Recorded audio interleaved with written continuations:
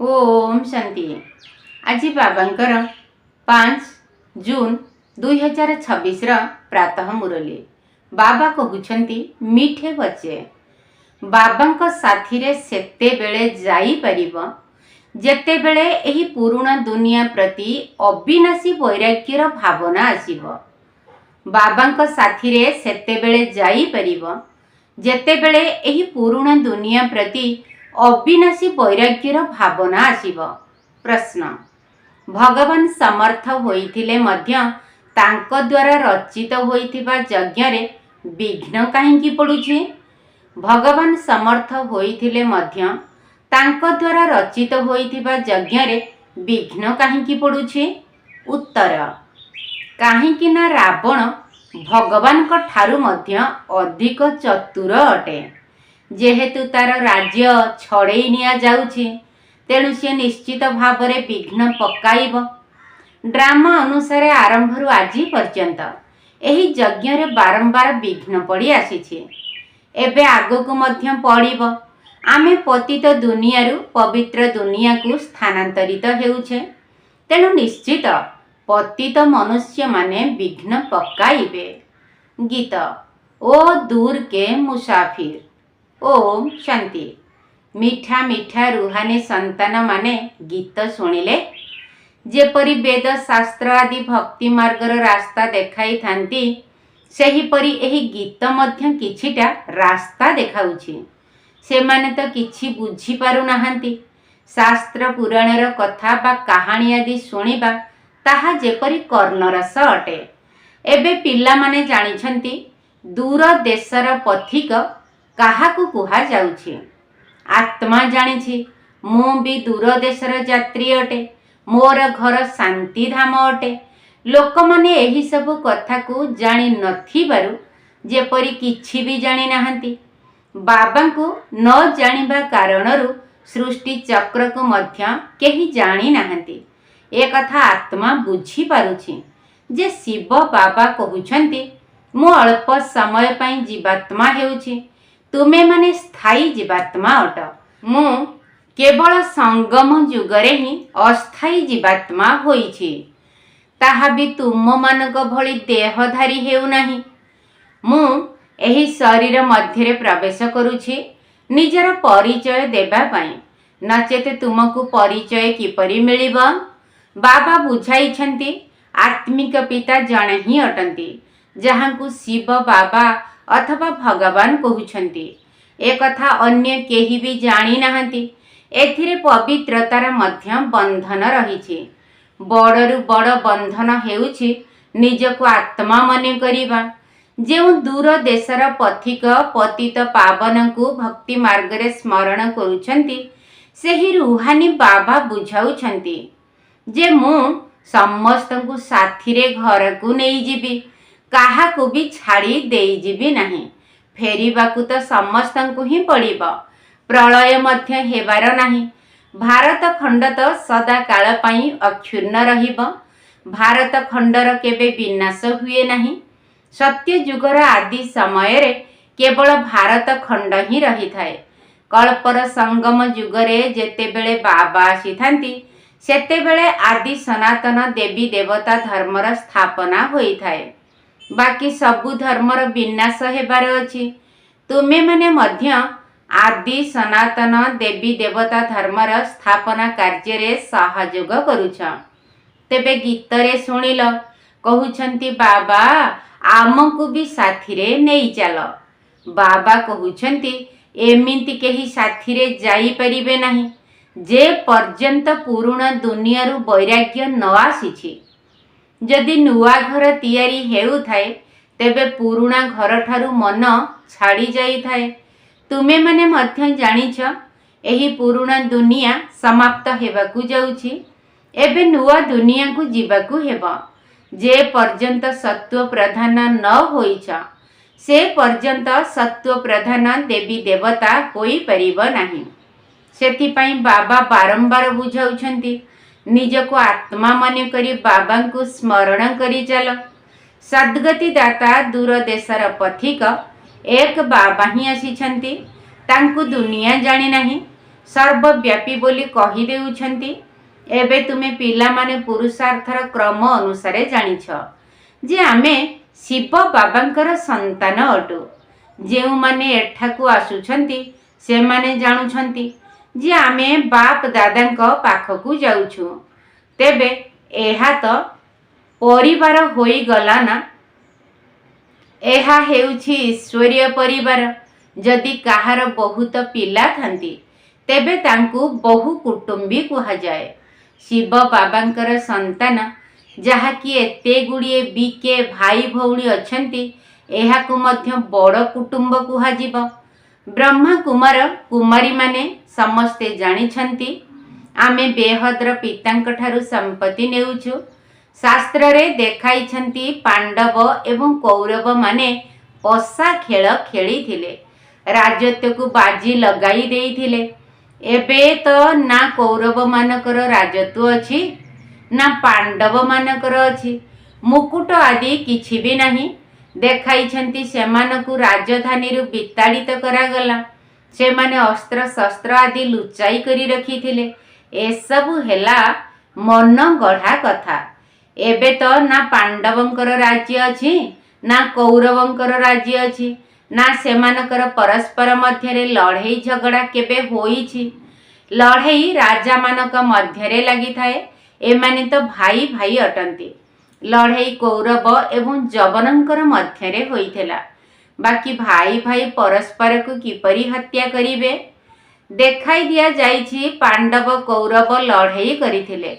ଶେଷରେ 5 ଜଣ ପାଣ୍ଡବ ଏବଂ ଗୋଟିଏ କୁକୁର ରହିଗଲେ, ଯେଉଁମାନେ କି ସମସ୍ତେ ପାହାଡ଼ ଉପରୁ ଖସି ପଡ଼ି ଦେହତ୍ୟାଗ କଲେ। ସବୁ ଖେଳ ସମାପ୍ତ ହୋଇଗଲା। ରାଜଯୋଗର କିଛି ଅର୍ଥ ହିଁ ଜଣା ପଡ଼ିଲା ନାହିଁ। ଏବେ ତୁମେ ପିଲାମାନେ ଜାଣିଛ ଯେ ବାବା କଳ୍ପ କଳ୍ପ ଆସି ଗୋଟିଏ ଧର୍ମର ସ୍ଥାପନା କରୁଛନ୍ତି। ତାଙ୍କୁ ସମସ୍ତେ ଡାକୁଛନ୍ତି ମଧ୍ୟ, ହେ ପତିତ ପାବନ ଆସ, ଏଠାକୁ ଆସି ଆମକୁ ପତିତରୁ ପାବନ କର। ସତ୍ୟ ଯୁଗରେ ସୂର୍ଯ୍ୟବଂଶୀ ରାଜଧାନୀ ହିଁ ରହିଥାଏ। ବର୍ତ୍ତମାନ ବ୍ରହ୍ମାଙ୍କ ଦ୍ୱାରା ବିଷ୍ଣୁପୁରୀର ସ୍ଥାପନା ହେଉଛି। ଏବେ ବାବା ଆସିଛନ୍ତି, ତେଣୁ ତାଙ୍କ ନିର୍ଦ୍ଦେଶ ଅନୁସାରେ ଚାଲିବାକୁ ହେବ। ପଦ୍ମ ଫୁଲ ସଦୃଶ ପବିତ୍ର ରହିବାକୁ ହେବ। କନ୍ୟାମାନଙ୍କୁ ତ କୁହାଯିବ ନାହିଁ ଯେ ଗୃହସ୍ଥ ବ୍ୟବହାରରେ ରହି କମଳ ପୁଷ୍ପ ସମାନ ପବିତ୍ର ରୁହ। ସେମାନେ ତ ପବିତ୍ର ହିଁ ଅଟନ୍ତି। ଏହି କଥା ଗୃହସ୍ଥୀମାନଙ୍କ ପାଇଁ କୁହାଯାଉଛି।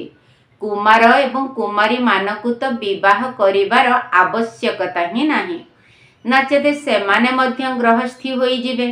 ଦୁନିଆରେ ଗନ୍ଧର୍ବୀ ବିବାହର କିଛିଟା ପ୍ରଚଳନ ମଧ୍ୟ ରହିଛି।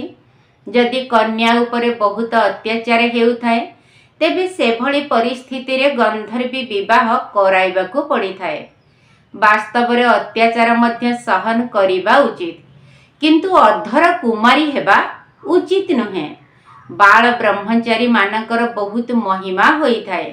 ଯଦି ବିବାହ କରିଦେଲ ତେବେ ସବୁ କିଛି ଅଧା ଅଧା ହୋଇଯାଇଥାଏ।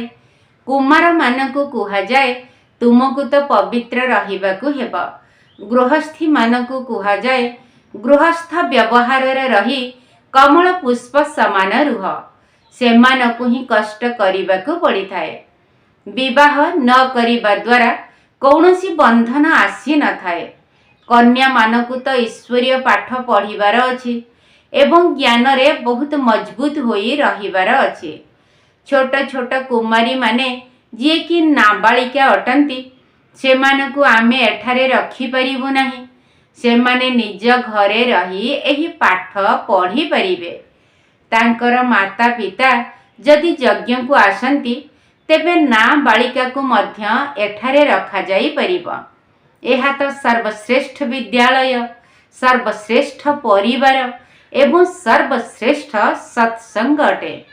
ସତ୍ୟ କେବଳ ଏକମାତ୍ର ବାବା, ଯାହାଙ୍କ ପାଇଁ ହିଁ କୁହାଯାଉଛି, ହେ ଦୂର ଦେଶର ଯାତ୍ରୀ, ଆତ୍ମା ହିଁ ଗୋରା ଅର୍ଥାତ୍ ପବିତ୍ର ହୋଇଥାଏ। ବାବା କହୁଛନ୍ତି, ମୁଁ ଦୂର ଦେଶର ଯାତ୍ରୀ ସଦା ସର୍ବଦା ପବିତ୍ର ଅର୍ଥାତ୍ ଗୋରା ଥାଏ। ମୁଁ ସଦା ପବିତ୍ରତାର ସ୍ଥିତିରେ ରହିଥାଏ। ମୁଁ ଆସି ସବୁ ଆତ୍ମା ମାନଙ୍କୁ ପବିତ୍ର ଗୋରା କରିଥାଏ। ତେବେ ମୋ ଭଳି ଆଉ କେହି ଯାତ୍ରୀ ନାହାନ୍ତି। ବାବା ବୁଝାଉଛନ୍ତି, ମୁଁ ରାବଣ ରାଜ୍ୟକୁ ହିଁ ଆସିଛି।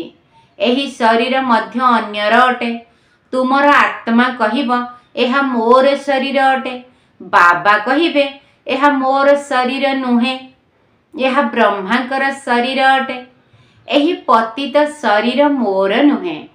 ମୁଁ ଏହାଙ୍କର ବହୁତ ଜନ୍ମର ଶେଷ ଜନ୍ମରେ ଏହି ଶରୀରରେ ଆସିଥାଏ।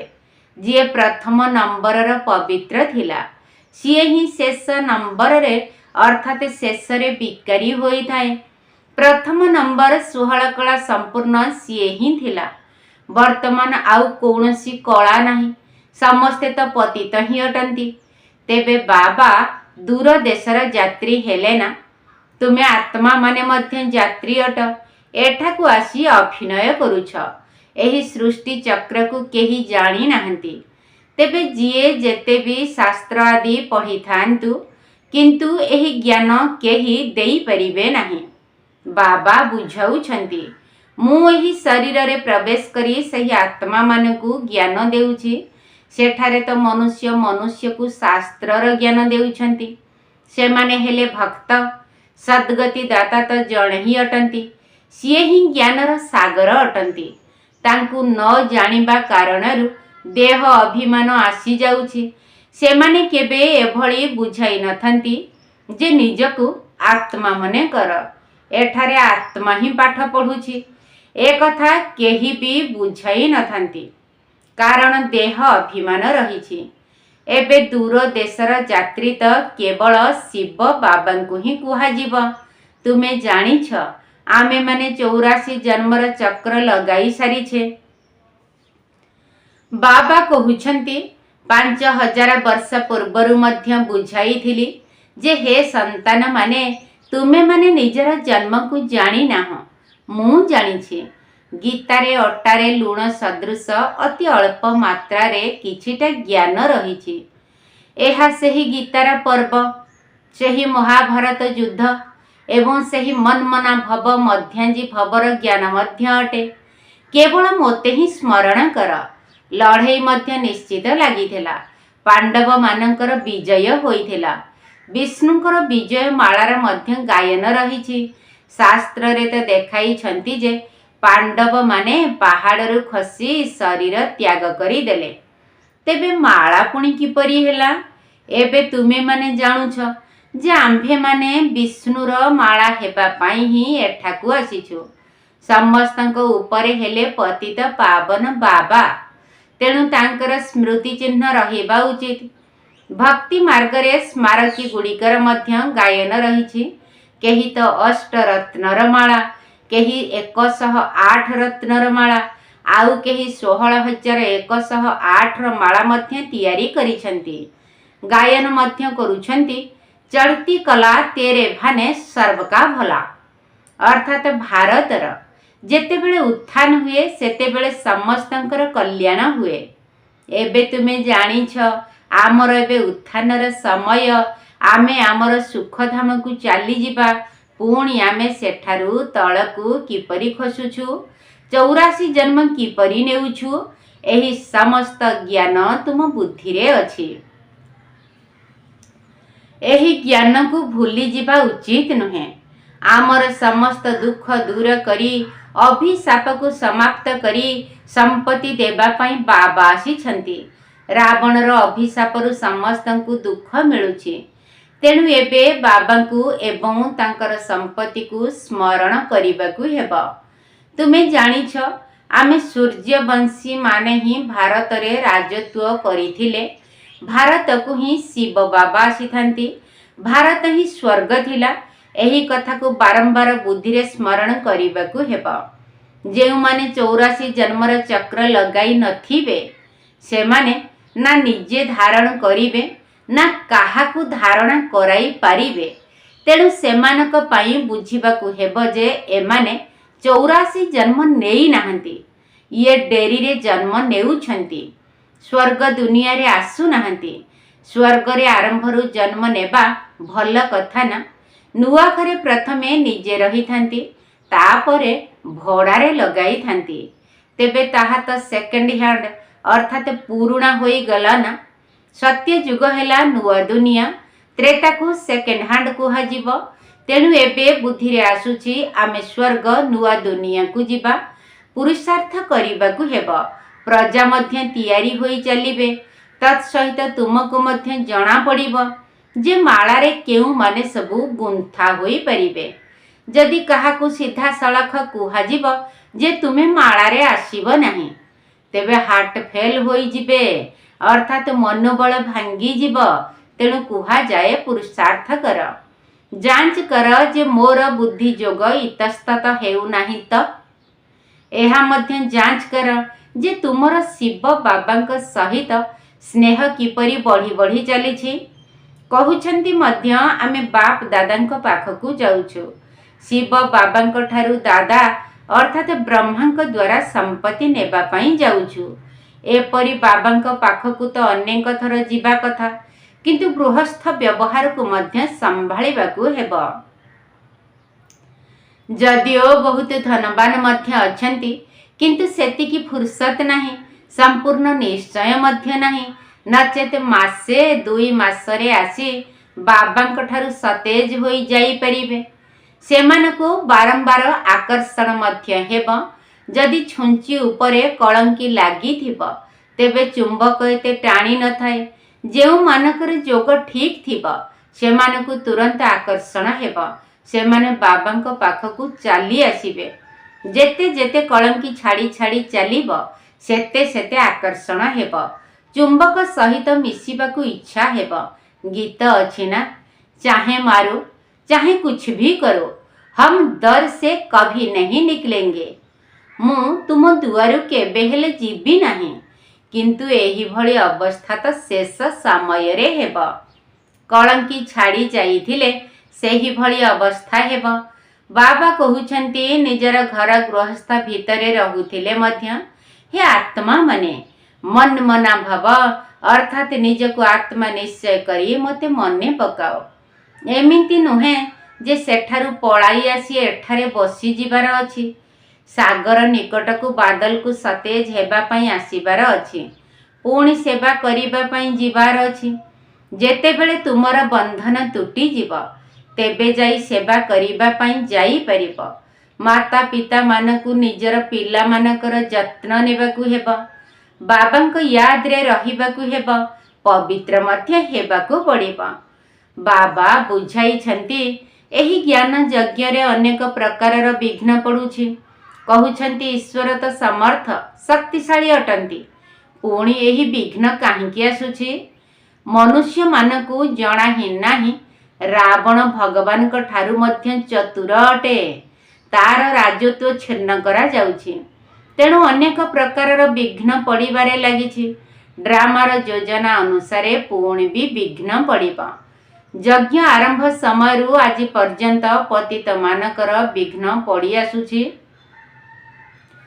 शास्त्र रे मध्य लेखि देइछंती श्रीकृष्णकर 16,108 पाटराणी थिले। तांकु सर्पदंशन करिथिला। रामकर सीता चोरी होई जाइथिला। तेबे रावण स्वर्ग रे कुआडू आसीबो? मिथ्या तो बहुत लेखि देइछंती। कहउछंती विकार बिना संतान किपरि जन्म हेबे। सेमानकु जणा ही नाही जेउ माने संपत्ति नेला बाला होइथिबे, सेही माने आसी एही ज्ञान बुझिबे। तेबे एही ज्ञान यज्ञ रे असुर मानकर विघ्न पड़ुछि। पतित मानकु असुर कुहा जाए। ए माने रावण संप्रदाय ही अटंती। एबे तुमे संगम युग रे अछ। रावण राज्य ठारू निजकु दूरेई नेइछ, तथापि किछि ना किछि प्रभाव पड़ुछि। बुद्धि रे एही ज्ञान रहिछि जे आमकु एबे फेरी जिबाकू हेबो। जदिओ एठारे रहिछु, किंतु बुद्धि रे ज्ञान रहिछि। एही दुनिया रे थिले मध्य तुमर एहा प्रति वैराग्य भाव रहिछि। एही छी छी दुनिया श्मशान हेबाकू जाउछि। भिन्न भिन्न पॉइंट आधार रे तुमको बुझा जाउछि। वास्तव रे तो गोटिए मात्र ज्ञान बिंदु रहिछि, मन मना भाव। केते पिला मानकर चिट्ठी आसुछि, बाबा मु बंधन रे रहिला बाला अटे। द्रौपदी केही जणे नुहे, हजार हजार अछंती। एबे तुमे पतित दुनिया पावन दुनिया को स्थानांतरित हेउछ। जेउ माने कल्प पूर्वरु फूल होइथिबे सेही माने पुणी बाहरिबे। ईश्वरंकर बगीचार एहिठारे स्थापना हेब। केही केही तो एभली भल भल फूल अछंती जहांकु देखिबा मात्रे ही आराम आसी जाई थाए। जहार नाम हेउछि फूल मानकर राजा, जहाकु 5 दिन पर्यंत रखिले मध्य ताजा रही थाए, सुगंध बिछुरित हेउथाए। एठारे मध्य जेउ माने बाबांकु मने पकाउछंती सेमानकर सुगंध चतुर्दिगरे बिछुरित हेउछि। सेमाने सदा सर्वदा खुशी रे रहिथांती। एही भली मिठा मिठा पिल्ला मानकु देखि बाबा हर्षित होइथांती। सेमानक सम्मुखरे बाबांकर ज्ञानर नृत्य भल होई थाए। अच्छा, मिठा मिठा सिकिल दे संतान मानक प्रति माता पिता बाप दादांकर मधुर स्नेह संपन्न शुभेच्छा एवं सुप्रभात। आत्मिक पितांकर आत्मिक संतान मानकु नमस्ते। आम आत्मिक संतान मानकर आत्मिक बाप दादांकु नमस्ते नमस्ते नमस्ते एवं सुप्रभात। धारणा पाई मुख्य सार प्रथम पॉइंट,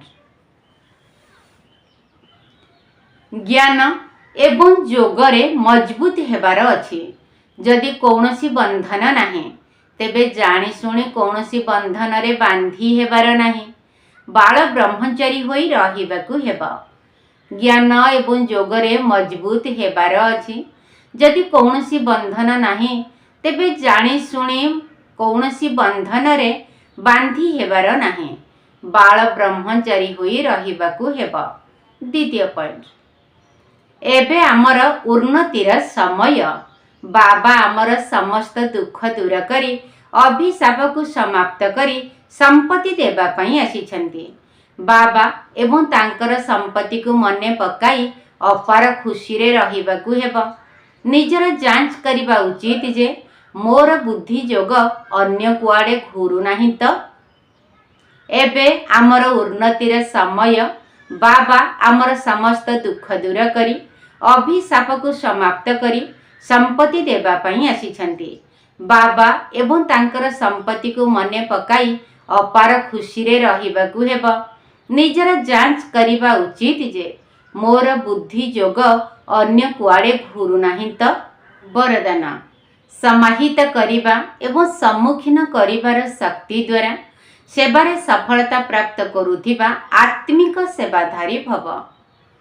समाहित करिबा एवं सम्मुखीन करिबार शक्ति द्वारा सेवारे सफलता प्राप्त करुथिबा आत्मिक सेवाधारी भव।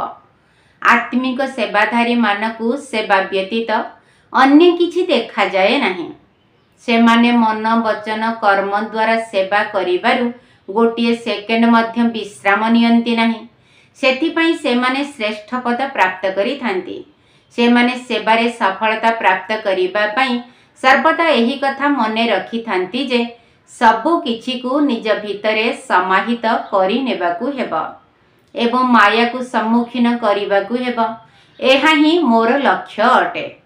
सेमाने निजर पुरुणा संस्कार गुडी को समाहित करि थांती एवं माया को सम्मुखीन करि थांती, दैवी परिवार को नुहे। एही भली पिला माने जिए कि ज्ञानवान हेबा सहित शक्तिवान मध्य अटंती सेमानकु ही आत्मिक सेवाधारी कुहा जाए। स्लोगन, छोट कथा को बड़ कर नाही, वातावरण को शक्तिशाली कर। छोट कथा को बड़ कर नाही, वातावरण को शक्तिशाली कर। अव्यक्ति इशारा, सर्वदा हर्षित रहिबा पई निजर स्वभाव को सरल कर एवं सहनशील हुआ। दुनियार लोक माने बंची थिले मध्य निराशार अग्नि रे जळुछंती। एही भली आत्मा मानकु मोर जीवा कर, नुआ जीवनर दान दिय। निजर खुशी बासिया हर्षित चेहरा द्वारा सेमानकु मनीष जीवन रे बंचिबा शिखाओ। तुम मानकु देखि सेमानक भितरे साहस तथा उमंग उत्साह आसी जाओ। एथिपाई निजर स्वभाव को सरल कर एवं सर्वदा पद्म फूल भली स्थितिर आसन उपरे डबल लाइट स्थिति रे स्थित होई रुह। अच्छा, ओम शांति। ସଙ୍ଗମ ଯୁଗରେ ଆସିଛନ୍ତି ଶିବ, ଭକତ ଉଦ୍ଧାର ପାଇଁ।